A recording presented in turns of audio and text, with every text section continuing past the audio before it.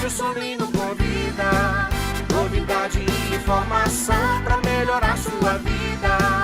Podcast Rádio Solino convida.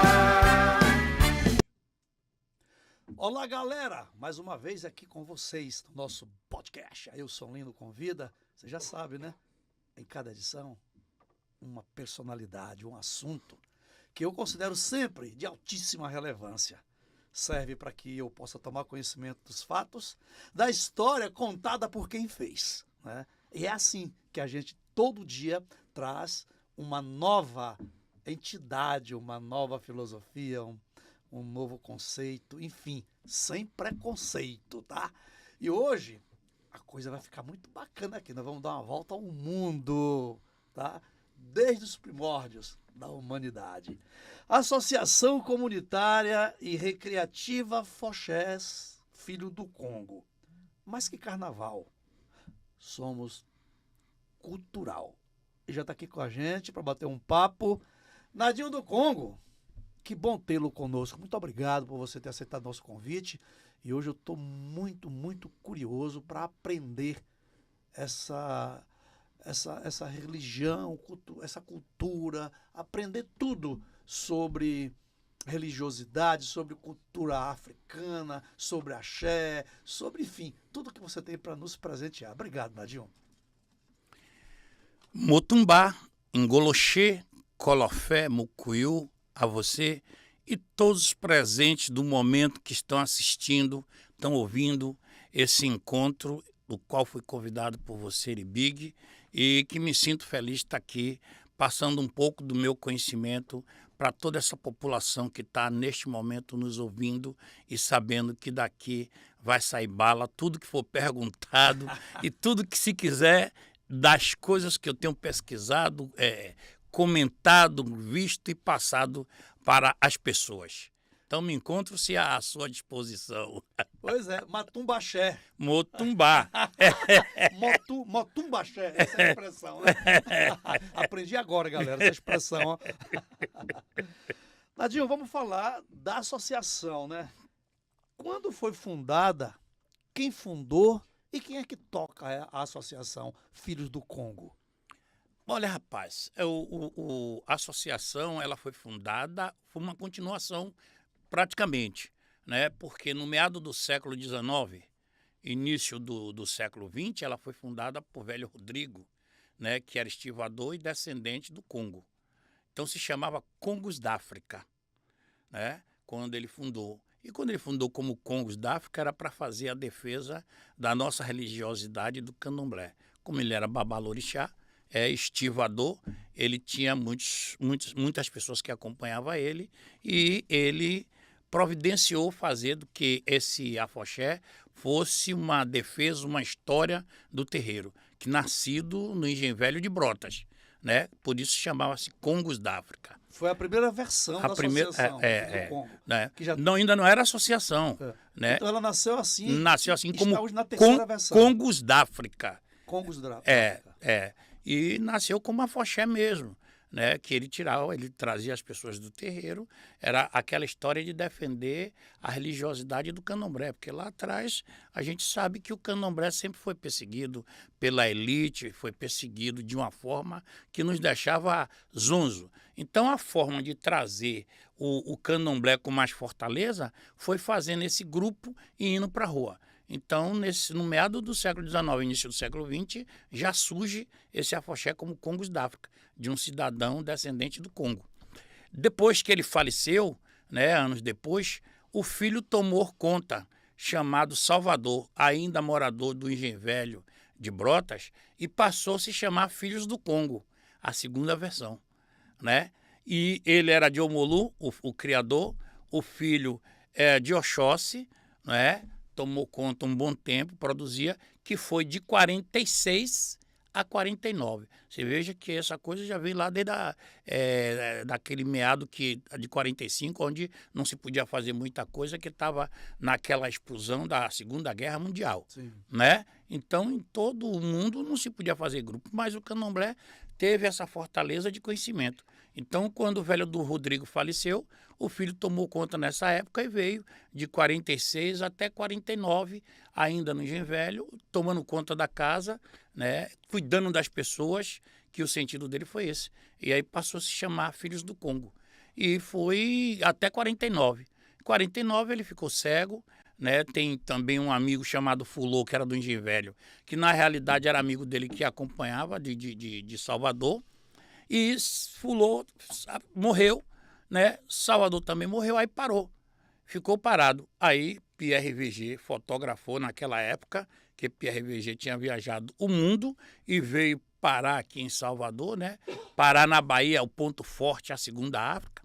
E aqui ele ficou, ele pediu que quando ele falecesse, que a família dele não levasse os restos mortais dele para lá e que ficasse aqui, fosse enterrado aqui na Bahia. E assim foi feita a vontade dele. Então, por que eu tinha esse conhecimento? Eu fazia parte de um trabalho de bloco na Baixa do Curuzu, que era bloco desajustado, né, que era da Liberdade, uma das grandes fortalezas de bloco na cidade de Salvador, de onde sai.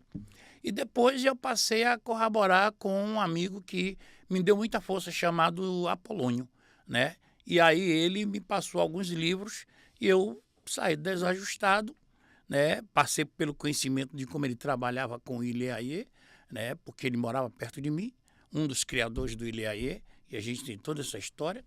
Então, na verdade, eu resolvi não fazer um bloco afro, mas fazer um bloco que tivesse a cara de defender a raça negra, defender a cultura, a religiosidade. E aí o que é que eu fiz? Com mais 2 amigos, 3 amigos, criamos um bloco chamado Fantástico, que estava naquele momento a criação do Fantástico, né? Quando o Fantástico surge. E aí, de repente, depois de 3 anos, os companheiros não queriam ter um crescimento com cultura. Aí eu me afastei e resolvi pesquisar nos livros, né? E fui para o Centro de Cultura Afro-Oriental da Bahia, que era o CEAL, e lá conheci uma pessoa que ainda está viva, muito bem aí, professora, doutora Ieda Pessoa de Castro, né, que me deu esses conhecimentos e me deu alguns livros.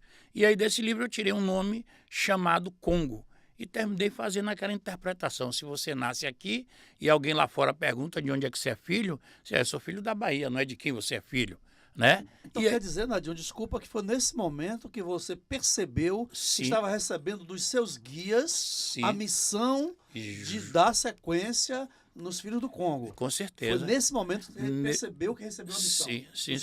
Sim. E aí um amigo viajou lá no Rio de Janeiro, encontrou o livro chamado Retratos da Bahia, que poucos hoje veem, né?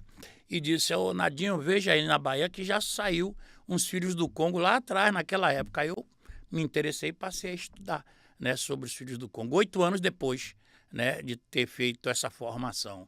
E daí para cá eu transformei em associação, não só como grupo, mas em associação que a gente pudesse dar passos maiores, que a gente pudesse fazer de uma escola, do ensinamento das pessoas, na dança, na música, no teatro, na capoeira. Então eu vim aprendendo e foi essas coisas que eu passei para as pessoas até chegar onde nós estamos, né, aqui hoje, produzindo e reproduzindo para as pessoas ouvirem.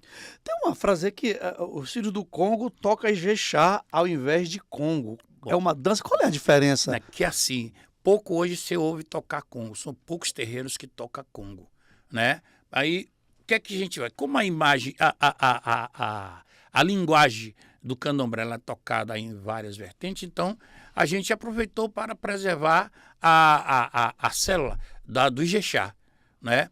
Mas tem momentos que a gente toca Congo, né? E que as pessoas às vezes nem percebem. Você está entendendo? Quando a gente vai saudar alguns outros orixás, a gente faz isso. Então, isso é história, isso é cultura, não é só uma coisa do candomblé.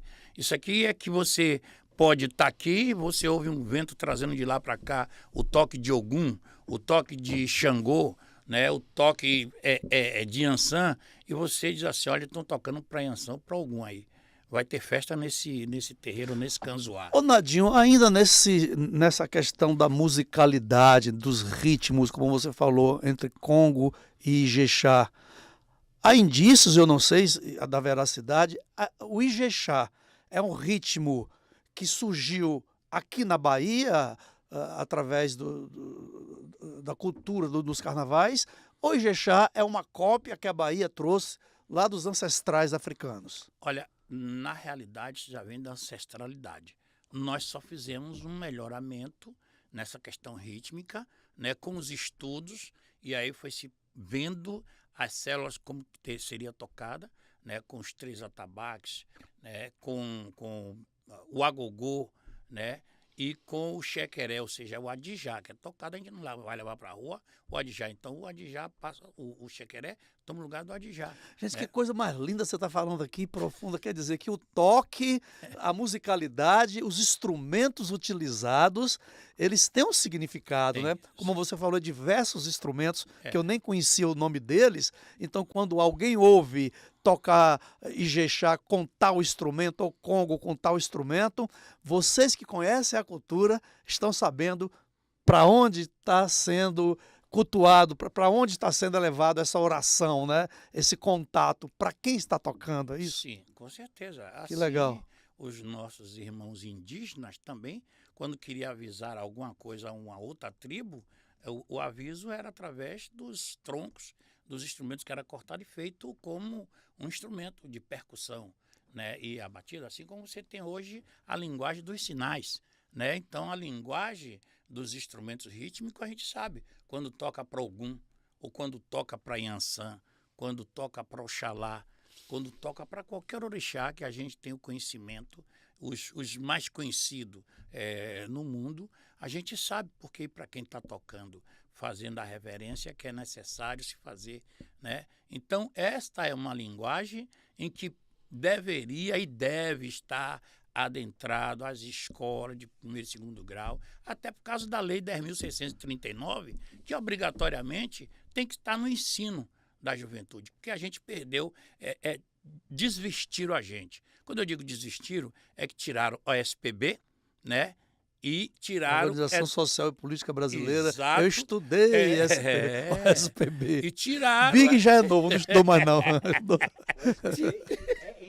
É MC também. Educação de morais cívicas, Morais cívicas, né? é verdade. Então você tinha que aprender a cantar o hino, cantar a música, respeitar as pessoas. Então nós perdemos isso, né? E isso foi um crime e continua sendo um crime. E para que a gente tivesse hoje a linguagem da cultura afro-brasileira nas escolas, foi terrível, porque alguns deputados, né, que na realidade não queria que essa coisa aparecesse, né, quase que não assinam. Foi difícil para ser assinado esse processo, até quando, em 2013, o presidente assina, né, com desgosto de alguns, né, porque a gente sabe, para a gente é importante ter conhecimento na cultura, porque a cultura é a forma de elevar para qualquer povo a sua linguagem. Não só a música, não só a dança, né, mas os intercâmbios que é importante da linguagem e do corpo.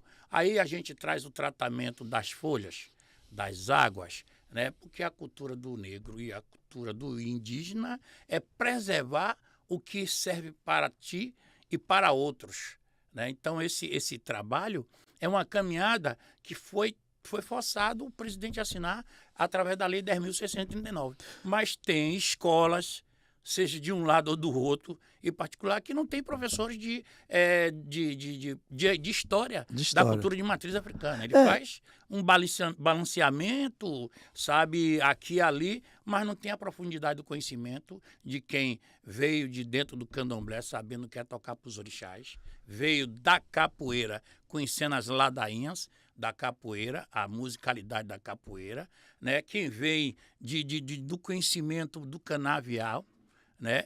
E assim essas questões ela tem que ser falada sempre, todos os dias no meio de comunicação, para que as escolas os respeitem a assinatura do decreto que foi feito para que a Lei 10.639 ela seja aplicada oficialmente dentro das escolas. Ô, Nadinho, você agora me instiga a fazer uma reflexão muito interessante, assim eu vejo, né? Como diziam os Eclesiastes, debaixo do sol não há nada de novo. O Lavoisier, que é o químico francês, veio corroborar com essa ideia, dizendo que na natureza tudo se transforma, nada se cria. E quando você me traz a cultura indígena de utilizar da própria natureza remédios das plantas, das árvores, dos rios, dos lagos, das marés, enfim, de tudo que a natureza nos proporciona. Aí, a medicina atual, os grandes laboratórios, esquecem que esses remédios vêm de lá das raízes. Sim, com certeza. Né? Então, por que então, apesar não, graças a Deus que o Estado é laico, né? Mas ninguém cumpre isso à risca, e que tem hoje essa abertura, essa lei que acabou de ser assinada em 2013, como você fala, para trazer essa cultura para o Brasil, afro-brasileira para o mundo, vamos dizer assim, trazer a cultura indígena e dizer que vocês que estão responsáveis em difundir esse trabalho têm que ter mais lugar aqui na mídia, como nós estamos te dando agora, para que as pessoas conheçam, como eu estou aqui também conhecendo coisas que eu não conhecia. Você falou nomes de orixás aí que eu ouvia, mas eu não tinha intimidade para saber o que se tratava, o que significava. Eu, particularmente, estou gostando muito dessa conversa aqui. Está me deixando muito emocionado e muito feliz com isso aqui, Nadinho. Obrigado. Viu? Nós não vamos brigar se eu posso te amar. Eu costumo dizer Ntondele. Ntondele, para mim, é uma palavra de origem africana, mas que diz agradecido. Porque eu estou aqui e não obrigado. Eu estou aqui porque eu quis, porque eu quero, porque eu posso e porque você queria, você quis e você pode passar essa mensagem para o mundo. Né? Porque obrigado era quando nós éramos sacudidos no cipó, né? No chicote, então nós éramos obrigados. Então, essa palavra ela devia sair do nosso mapa, da nossa gramática. É verdade. Mas é que já botaram isso na nossa cabeça. É verdade. Né? Então, na verdade, a gente diz obrigado, obrigado, mas hoje nós não estamos sendo obrigados. Somos obrigados quando o Iro de la Madre lá dos Estados Unidos está fazendo com que as pessoas sejam obrigadas a seguir o caminho dele de cobrar 20%. Mas, quem sabe, o Brasil pode pensar e outros países podem pensar e dizer, vamos vender aqui, comprar aqui e não comprar nada dele, porque eles já tiveram tudo. Né? Então, assim, tem coisas que nós fomos obrigados, hoje nós não somos. O que nós somos obrigados hoje por conta própria, ou seja, ter o prazer de caminhar, é estudar, é ter formação, porque se nós não tivermos formação, não estudar realmente toda a linguagem, a gente vai ficar para trás com a tecnologia. Mas a tecnologia depende da gente também. Sim. Né? Que não tiver conhecimento de como utilizar a tecnologia, a IA, não vai servir para nada, porque a ferramenta está aí, mas eu preciso ter, no mínimo, um pouco de conhecimento técnico para poder utilizar e obter da inteligência artificial o que eu quero para avançar. Agora, por falar em estudo, em inteligência e cultura, qual a diferença de candomblé e umbanda, Nadinho? Olha, a gente diz que, na realidade, a umbanda ela toca um outro lado mais brando, mais mesa branca, né? E o candomblé traz mais para uma reflexão de manter a religiosidade firme, né? E trabalhar com tudo que a gente pode trabalhar. E com o dendê, que é a fortaleza que veio pirateado de lá, do continente africano para aqui, para o Brasil, trazido pelos negros, plantado pelos negros aqui no Baixo Sul, que é a história do dendê. Poucos ainda sabem. Então, candomblé seria brasileiro e a umbanda seria matriz africana ou Não, ambos são? Ambos são, porque um nasce do outro. O candomblé vem primeiro. Então, né? a umbanda nasceu no Rio de Janeiro depois, Sim. baseado no candomblé. Então, a umbanda, digamos que ela nasceu no Brasil, baseado na matriz africana do candomblé. Seria assim? É o que nós sabemos dos mais velhos. Eu não tenho essa profundidade quantos os mais velhos têm, mas é que a gente segue ao caminho de como reverenciar os orixás, de como tomar a benção, de como tratar as iguarias, né? Então, na Umbanda tem uma questão mais fechada. Então, você vê que é mais para a espiritualidade? É justamente nesse caminhar, né? Então, a questão do candomblé abre outras portas, outros conhecimentos, tem outro ensinamento. Então, essas perguntas, elas sempre são feitas para as pessoas. Elas são co-irmãs ou elas se elas não se separam, né? Porque às vezes há as combinações, há os diálogos que é importante se ter para que a gente possa conhecer e que uma vem buscar inspiração de conhecimento na outra. Então, automaticamente, o candomblé é quem leva a maior inspiração por ser a mais velha. Né? Ladinho, deixa eu te fazer uma pergunta aqui, que talvez instiga muita gente, né? O candomblé, então, segundo o que você fala agora, claro, você fala com toda profundidade, ela tem mais a matriz africana, ela é mais do dendê, ela é mais de oferecimento para os orixás. Quando é colocado nas ruas aquela oferenda para os orixás, qual o sentido? Como é que isso funciona? Me explica mais um pouco sobre... É algo cotidiano dentro do candomblé ou é alguma parte da cultura do candomblé que utiliza dessas oferendas? Olha, essa pergunta que você faz era muito interessante. A questão de colocarmos as oferendas nos determinados lugares para fortalecer os orixás e abrir caminhos, isso já vem de século. Por quê?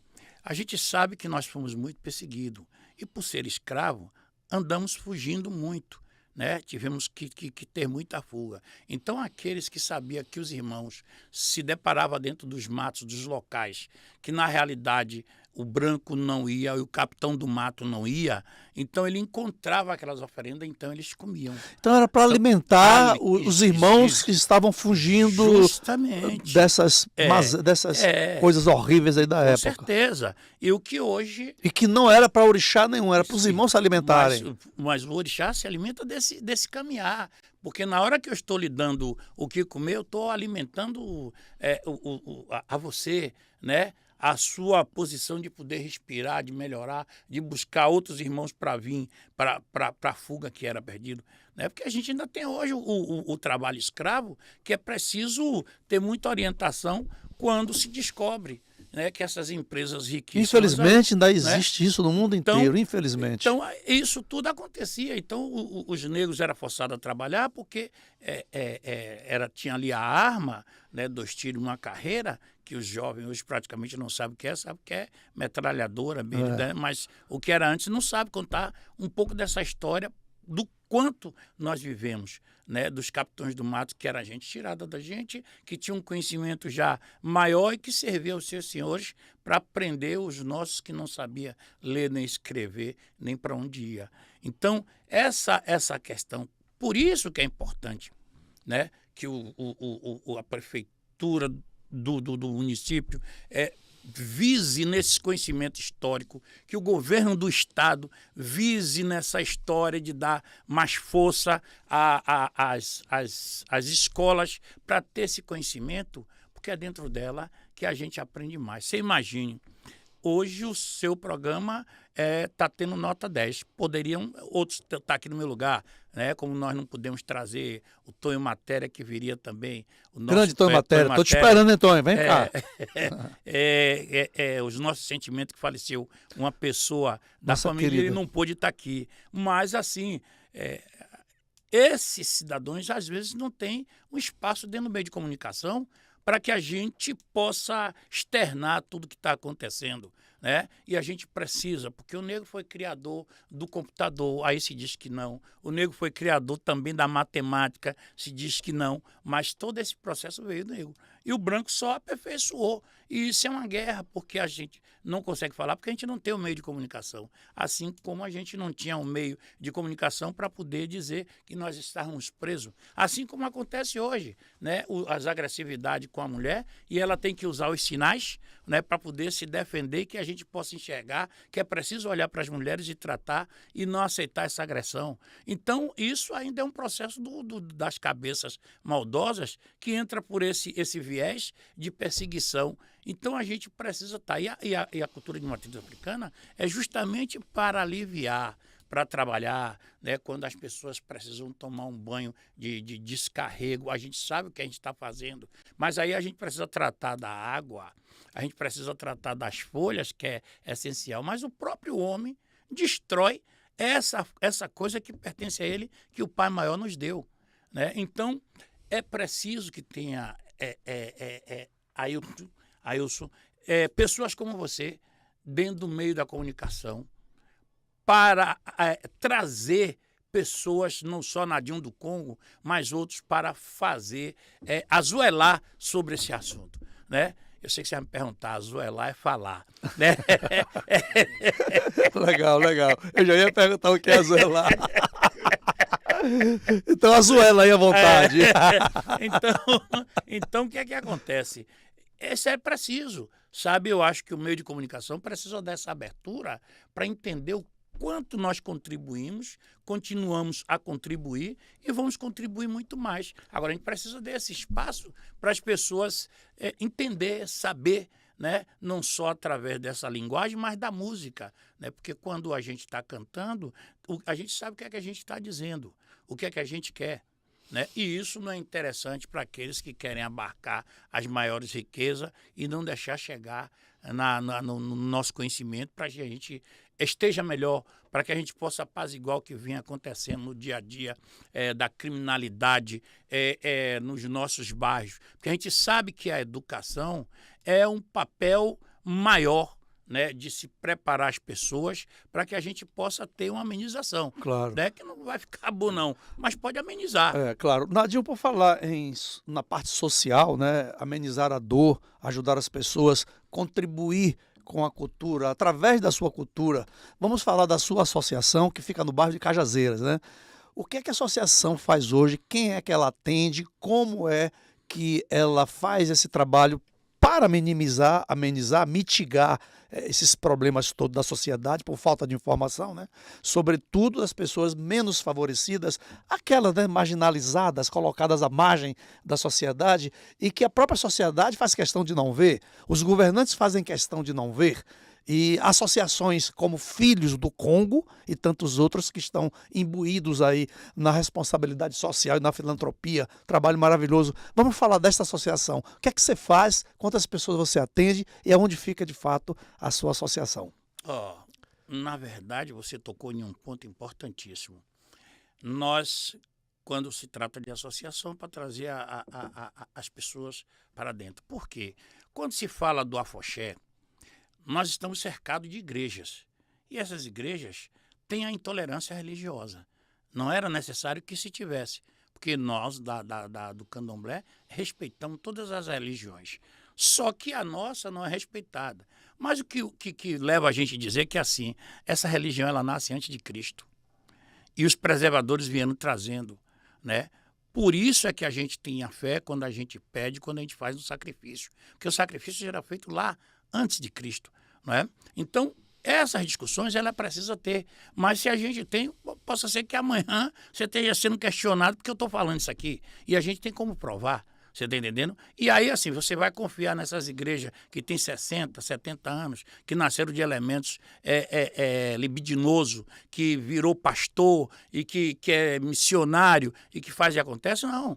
Ainda tem as discriminações, e o candomblé não discrimina. Então o candomblé está aí para lhe ensinar da linguagem ao banho, da palavra, do carinho, do conforto, né? Claro e evidente para que você possa expandir. E a gente não é cobrador da forma que a gente vê. Você tem 20 candomblés em um bairro, numa comunidade, você tem 50 igrejas, né? Por quê? Porque essas discussões, a determinadas igrejas não concordam com a nossa posição. A gente vem fazendo um formato de se encontrar, de discutir para esse ato. Então, quando nós formamos a associação, foi justamente para dar esse equilíbrio, né? Porque quando você forma uma associação, em todo lugar tem associação, porque as igrejas também têm associação dentro delas para se proteger, para não pagar impostos, como se sabe que é assim, né, que foi essa luta para tal. E aí, porque as pessoas acham que o afoxé, ou seja, é o candomblé. Nós somos uma essência que tiramos de dentro do candomblé o que a gente pode tirar para tratar dessas pessoas que falaram da gente, que discutiram sobre a gente e que nos ensinou e continua nos ensinando. Então, a associação tem um leque maior. Quando a gente está trazendo jovens para aprender música, como nós fizemos com muitos jovens. Eu tenho isso gravado, fotografado, jovens que estão casados hoje, pai de família, e os filhos viraram neto do Afoxé Filhos do Congo, né? Pelo ensinamento que eu tenho proposto, que eu tenho dado para eles. Então, a associação é esse formato, até porque também a gente precisava ter essa organização para solicitar o aporte financeiro para poder crescer, para poder ter um entendimento que essa associação ela precisava ter cunhos de conhecimento. Aí a gente vai, que é uma associação que precisa ter documentação. E aí se cria o estatuto, se cria todo o processo de organização nesse ato. Né? Ela fica onde? Qual a Cajazeira, Dadinho? Nós estamos praticamente na última Cajazeira. Hoje, Boca da Mata, eu costumo dizer que lá é onde... Boca da Mata é um termo que a gente tem, onde existia muito mato, que era um dos maiores bairros da América Latina, né? Então ela tá se definhando porque estamos perdendo a mata. Ainda tem lá um monte.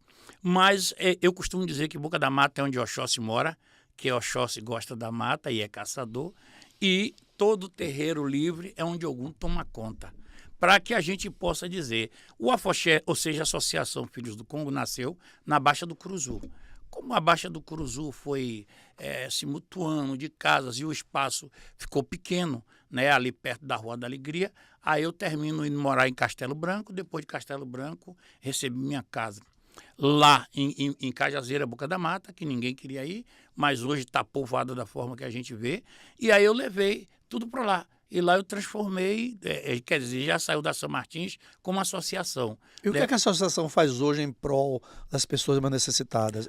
O Filho do Congo. O Filho do Congo, olha, na verdade, no carnaval, só para pensar, a gente praticamente, por questão de diária, a gente emprega quase 200, 300 pessoas, todo carnaval, né? Porque isso sai dos projetos que a gente realiza, né? E que o governo faz na demanda como o Ouro Negro, e a gente trata essas pessoas da forma que eles podem receber. Mas também a gente faz projeto com a nossa presidente Lio Silva, né, que é a comandante dos projetos femininos. Nós temos projetos que tratam de construção do sabonete, de orientar como fazer um sabonete, de orientar como fazer a construção de roupas, né, de bolsas, né, para que as pessoas possam usar. Então, tudo que a gente compra para o carnaval, depois do carnaval, vira roupas. E as pessoas são voluntárias lá, Nadion? Todas que trabalham são voluntárias? São voluntários. Né? Agora, quando a gente faz um projeto que a gente pode ajudar, sim. Quando a gente tem, por exemplo, o recebimento de cesta básica, né? Valores, como na pandemia, a gente ajudou com o governo do estado que nos deu o Confoco, né? Cartões, a gente destinou para cada pessoa que a gente pôde da comunidade e adjacência um cartão no valor de R$300 para ajudar, porque a pandemia na época da pandemia foi duro. Né? Depois a gente teve outras ligações com o Corpo de Bombeiro, o governo do estado, que nos deu um reforço. O grupo de Brau também, né, entra nesse caminho, e para todas as entidades, Filhos do Congo, Ilê, né, Olodum, receberam, e nós também recebemos, né, cestas básicas e distribuímos com a comunidade, com os músicos da banda, com as pessoas que estavam em dificuldade. Foi um negócio sério. Eu me sinto feliz e nos nossos guias ter dado essas forças para que a gente pudesse ter contribuído com essas pessoas, além dos cursos que a gente vem procedendo com costura, né? Eu cheguei um pouco atrasado, porque eu estava esperando um cidadão que conserta as máquinas para ir limpar as nossas, que a gente vai estar começando um curso de bolsas agora. Então, deixei uma pessoa lá tomando conta. E isso é que, assim, porque a pretensão nossa é orientar as mulheres que queiram, as jovens que queiram, né? Nós convidamos, através da comunicação, para elas irem tomar o curso de costura, de organização. E essas pessoas a gente quer preparar para o próprio carnaval, porque a gente paga 8, 10 mil para um costureiro que vai cortar e faz pagamento da diária para essas pessoas costurar. Muito bem, Nadinho. A dança e a música são elementos constitutivos, né, na cultura, na relação, essa relação de corpo e mente. A dança e a música está aí, nesses elementos. Além dos benefícios que a dança, através da música, traz para o corpo físico, que é movimento, ele também traz para o psicológico e para a parte espiritual? Como é que ela contribui, a dança e a música, nesse caso? Muito. Porque a dança, ela é uma terapia, né? E a gente trata do assunto terapêutico. Então, quando nós estamos em qualquer lugar que você dança, mesmo que não seja a musicalidade da religiosidade, você se liberta, né? Você tira o estresse da sua cabeça. Então, a música do afoxé, quando você tem o Ijexá tocando, você tem a musicalidade do orixá que lhe acalma, né? Vamos falar da Mãe Oxum, vamos falar de Iemanjá, vamos falar de Oxalá, né? Que são músicas mais passivas, mais lentas, mas que levam a você suar, né? E você dançar e sentir bem com a sua cabeça. Então, é uma terapia, é um remédio. Então, a música, ela inclui, ela já leva você para o jeito da dança, mesmo que você não saiba. Você passa a ver um grupo de capoeira tocando, você para ver e o pessoal está lá jogando, você não sabe, mas aí você vai para o mesmo movimento que lhe leva ao que eles estão jogando e dançando ali, que é um balé, que é um jazz. A capoeira para a gente tem esse significado. Além de uma defesa, um jogo de dentro, um jogo de fora. Defesa de você poder atacar e se defender. Então a capoeira é um balé para a gente que tem buscas de pesquisa, de história. É assim que a gente prevê. E que já veio de lá, daquele momento de defesa, né? Porque a gente não tinha outro jeito a não ser jogar para se defender das maldades dos capitães do mato. E como assim? Era rasteira, corta-capim, era pontapé, era benção, né? Porque a gente não tinha arma na mão. Hoje a gente tem a arma da filosofia, né? Que a gente pode discutir, pode ensinar os jovens, ensinar a qualquer pessoa. Que legal. Então está dentro da linguagem da dança. Que legal. Né? E os instrumentos, quando você toca o instrumento, você tira o seu estresse, porque você está tocando no coro, você está tocando para se libertar, você está fazendo um exercício, você está fazendo um movimento, então você está com o pensamento só no que você está tocando ali. E no que você está tocando, é lhe dando a condição de você se libertar do estresse, né, para se liberar para a dança. Então, você sai suado, mas você sai bem.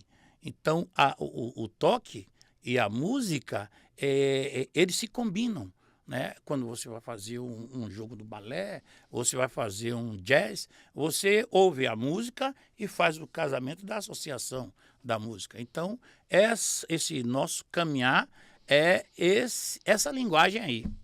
Vocês têm uma grife, né? Afrocongo. E Né? Essa grife é lá da associação. É. E que vocês confeccionam algum tipo de roupa, né?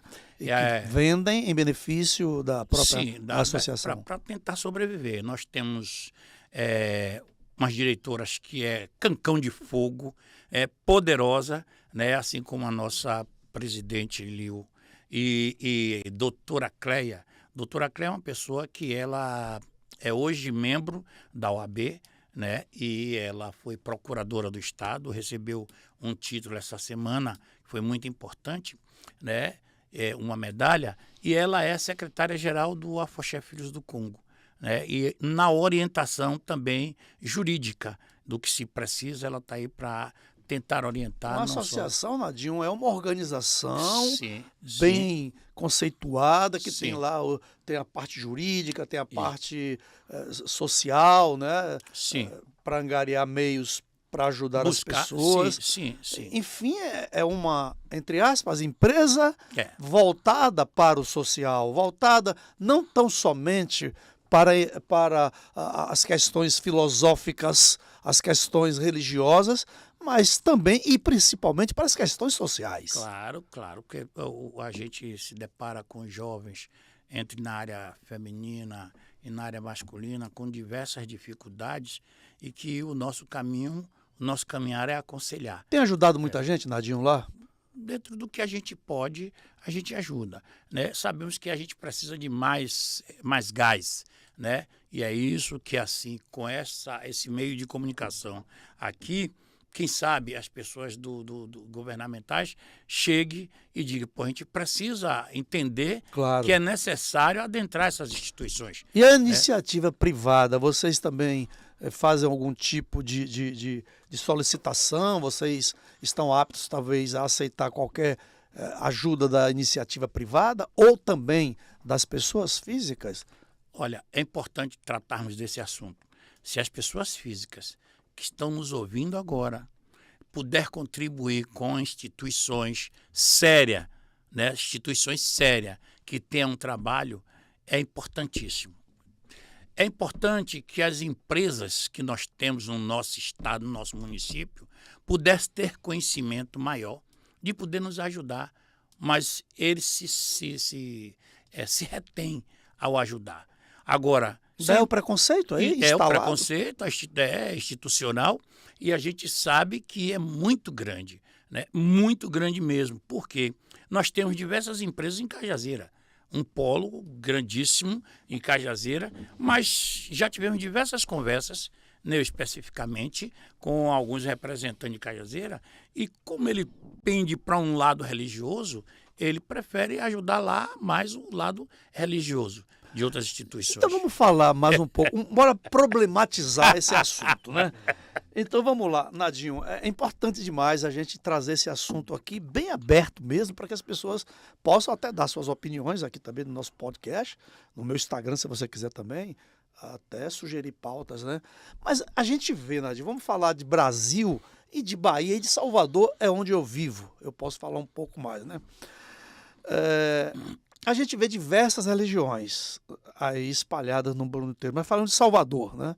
Mesmo o Estado laico, né, de direito, que todas as religiões têm que ser respeitadas, Sim. a gente não vê tanto isso, mas a lei existe, enfim. As pessoas do candomblé e da umbanda, que eu nem sabia qual era a diferença agora que você me elucidou, né? É comum essas pessoas terem adereços nos seus corpos, como na vestimenta, na forma do cabelo, e isso identifica logo que ele pertence à religião do candomblé. Por si só, isso já há um preconceito da sociedade quando vê uma pessoa com esses adereços, o que não vê em outras religiões. Isso é um tabu ainda, Nadinho? Você parte para um momento que é necessário escancarar. Sim. As nossas vestes são vestes simples, são vestes de reis e rainhas que nós viemos, né? Não escravo, nós somos escravizados. Inclusive você está lindamente vestido aí agora, cara. Eu não sei exatamente o que significa as suas vestes, Pois é. mas é bonito de se ver. As minhas vestes, eu digo assim, o que eu estou fazendo é manter viva o desenho dos nossos trabalhos, que está aí vivo, né? E reverenciar pessoas que deixaram um legado para a gente. A minha roupa, hoje eu estou vestido com uma bata que prestou homenagem a um dos primeiros negros que adentrou a faculdade de medicina na Bahia e no Brasil.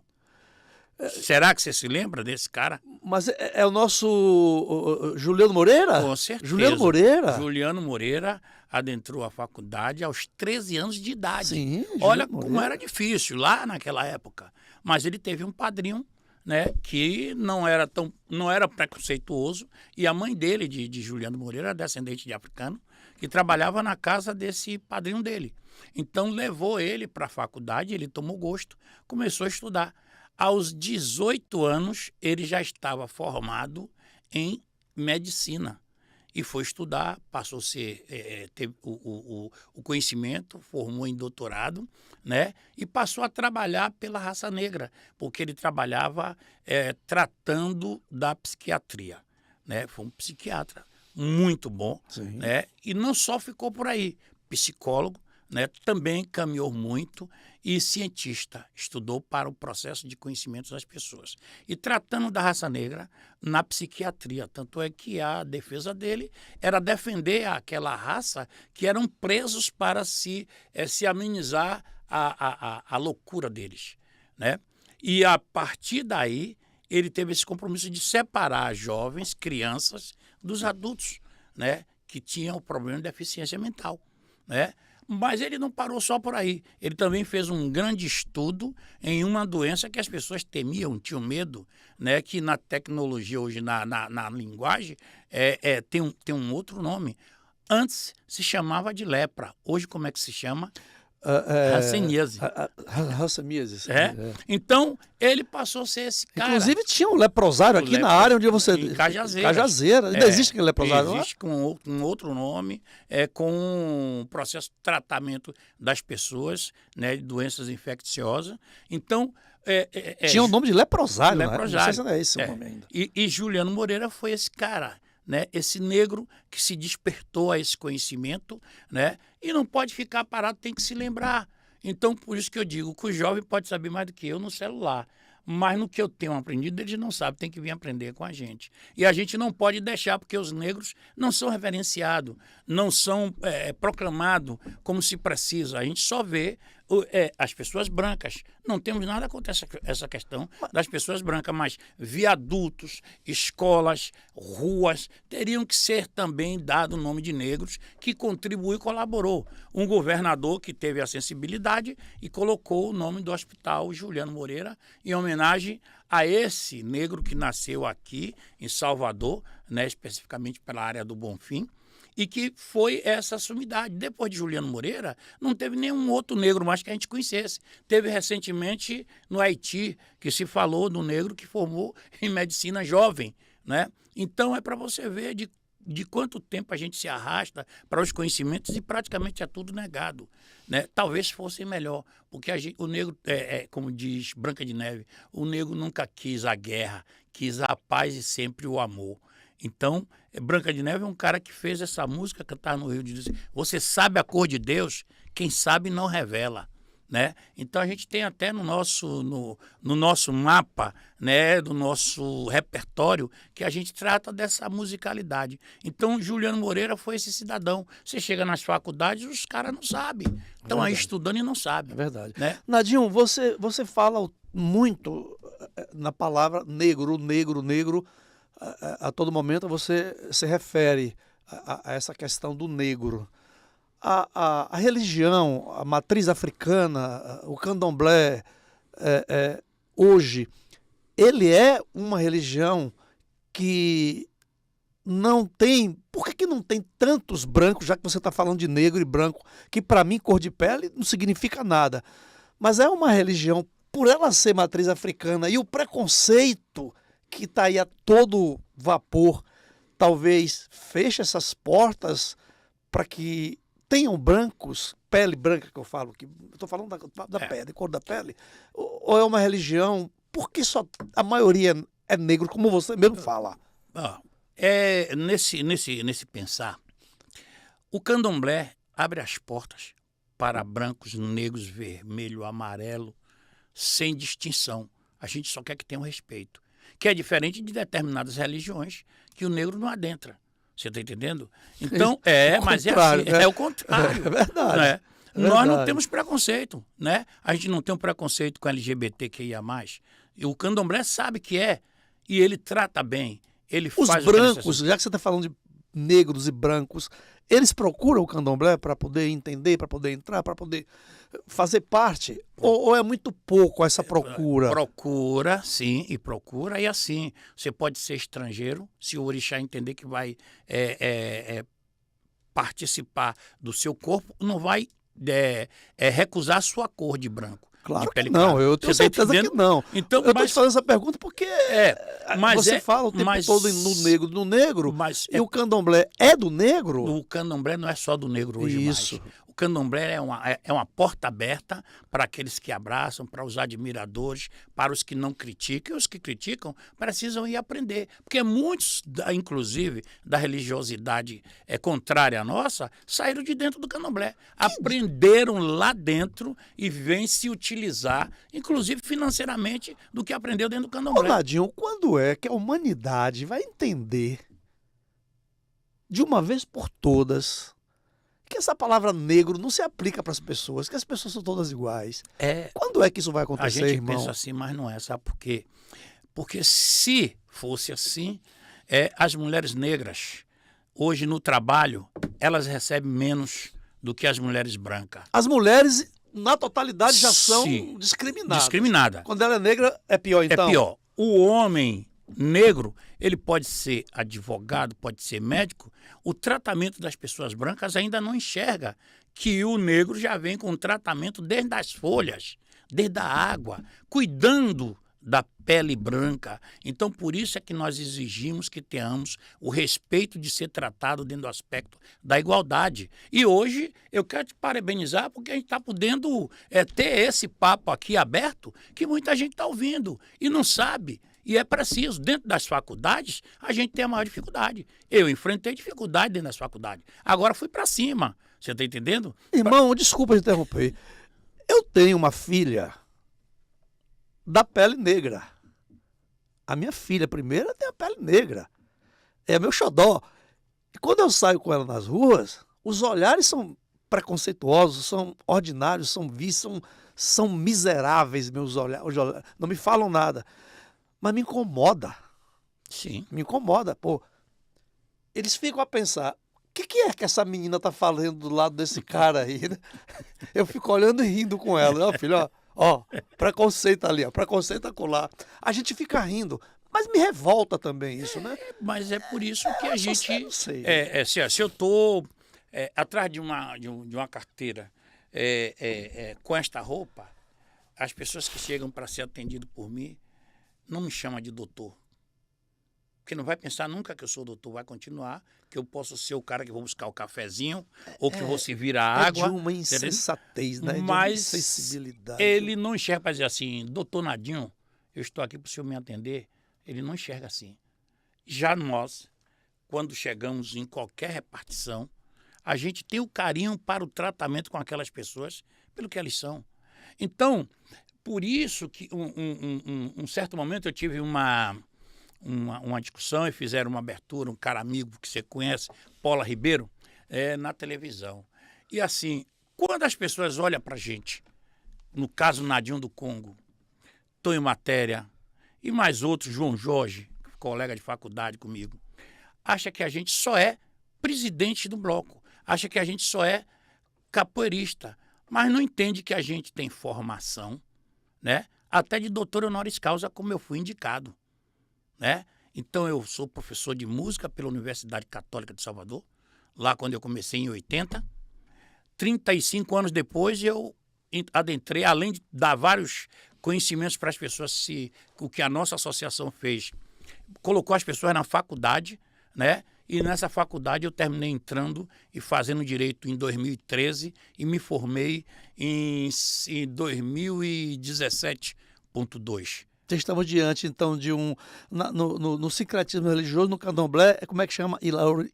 Babalorixá. Babalorixá. Babalorixá, um doutor Babalorixá.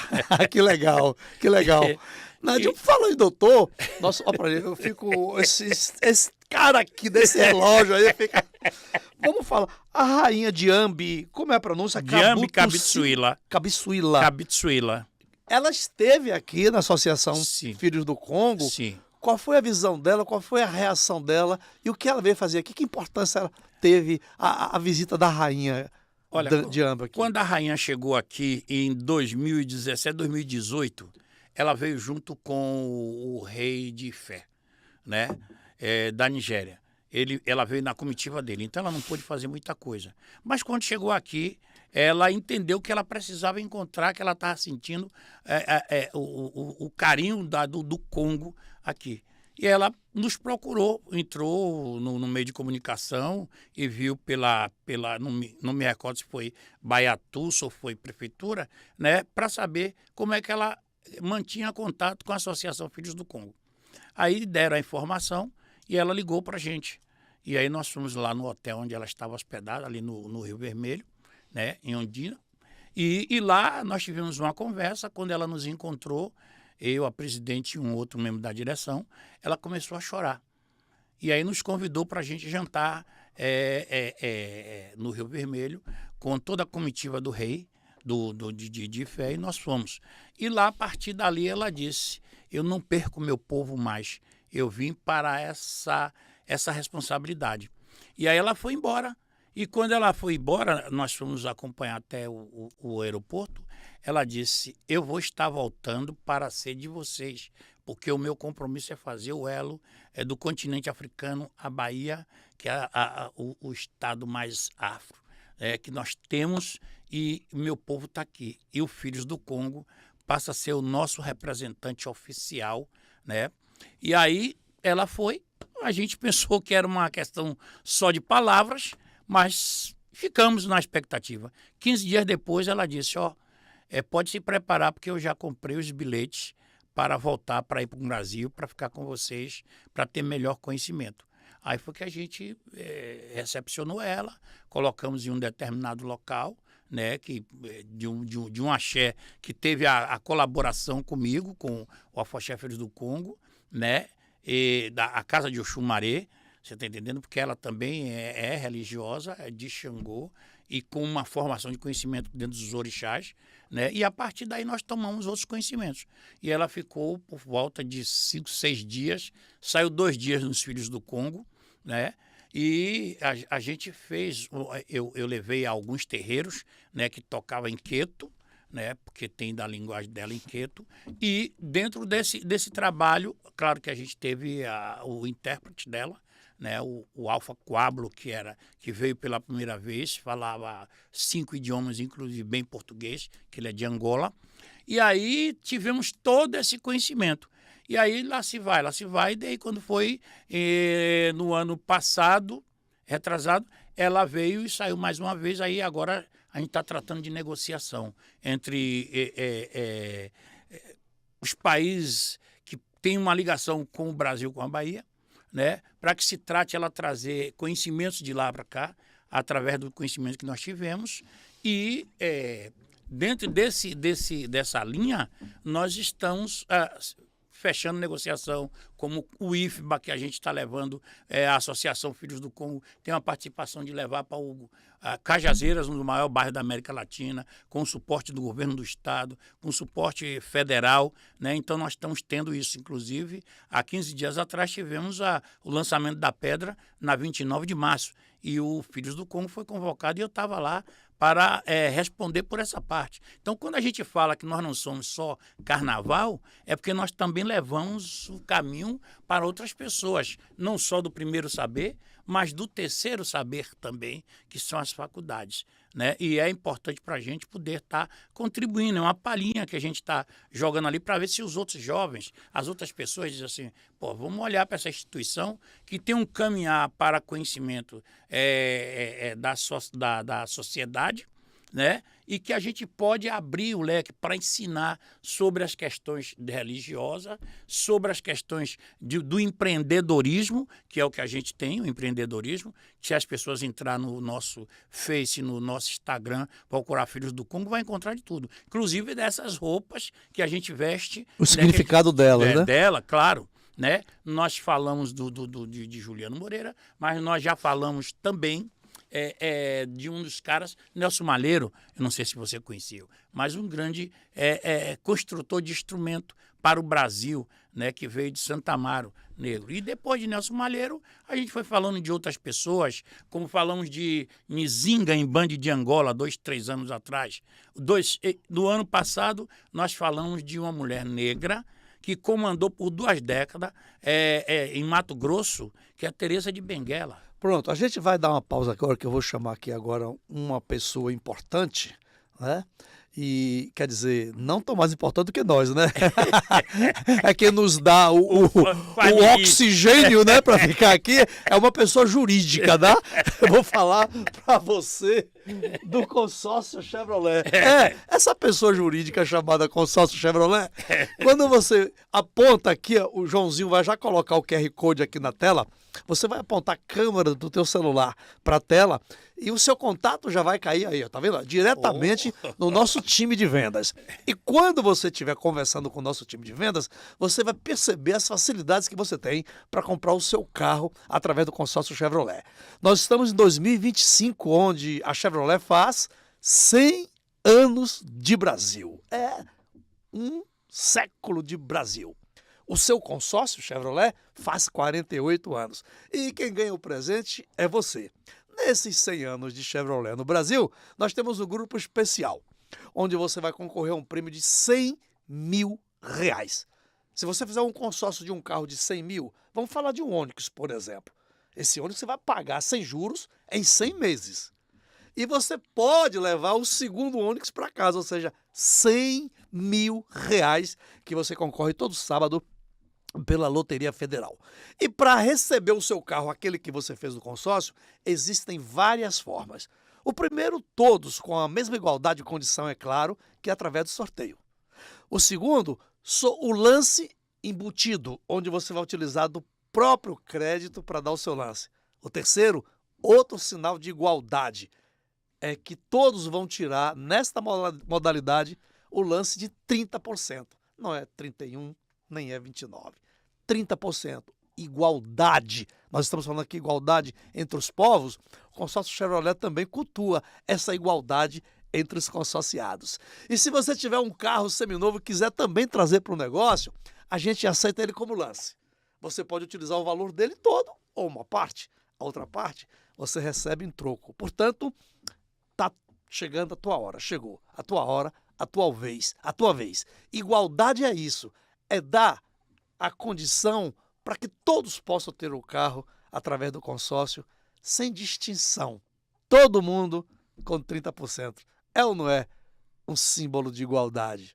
Consórcio Chevrolet, da fábrica para você. Nadinho, o relógio diz que eu só tenho alguns segundos, mas eu quero perguntar o seguinte.